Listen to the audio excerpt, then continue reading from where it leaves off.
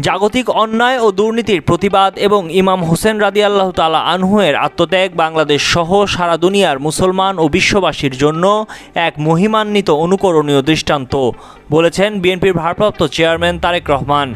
দেশ ছেড়ে পালিয়ে যাওয়া নিষ্ঠুর আওয়ামী লীগ নেতাদের পৈশাচিক দমন নিপীড়ন ছিল ইয়াজিদ বাহিনীর সমতুল্য উল্লেখ করে তিনি আরও বলেন, হযরত হোসেন রাদিয়াল্লাহু তাআলা আনহু-এর শাহাদাত অন্যায়, অত্যাচার ও নিপীড়নের বিরুদ্ধে এক নজিরবিহীন আদর্শিক সংগ্রামের উদাহরণ।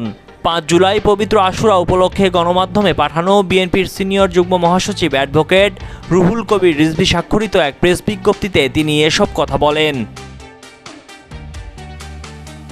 তারেক রহমান আরও বলেন, ক্ষমতার প্রতি নিবিড় নিবিষ্ট মোহে আচ্ছন্ন থেকে যারা ইনসাফ ও মানবতাকে ভুলুণ্ঠিত করেছিল তাদের বিরুদ্ধেই ইমাম বাহিনী যুদ্ধে নিজেদের জীবন উৎসর্গ করেছিলেন। কারবালায় ইমাম বাহিনীর শাহাদাত বরণ সর্বকালে দেশে দেশে অত্যাচারীর কবল থেকে মুক্ত হতে নিপীড়িত মজলুম মানুষকে উদ্দীপ্ত করে আসছে।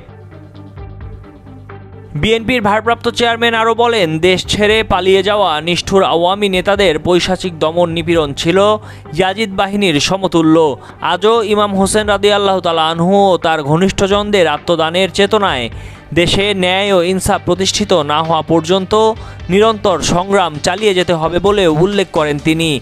আর কোনোভাবেই যাতে নির্দয় অত্যাচারীর অভ্যুদয় না ঘটে সেজন্য ইমাম বাহিনীর যুদ্ধ সব সময় প্রতিরোধের অনুপ্রেরণায় উদ্বুদ্ধ করবে যোগ করেন তিনি। বিবৃতিতে তারেক রহমান বলেন, গত ১৬ বছরে পতিত আওয়ামী ফ্যাসিস্ট সরকার সব ভাওতাবাজির নির্বাচন, মানুষের ভোটাধিকার হরণ, গুম, বিচার বহির্ভূত হত্যা, হানাহানি ও দেশের টাকা বিদেশে পাচার সহ অবর্ণনীয় শোষণ ও জুলুমের রাজত্ব কায়েম করেছিল।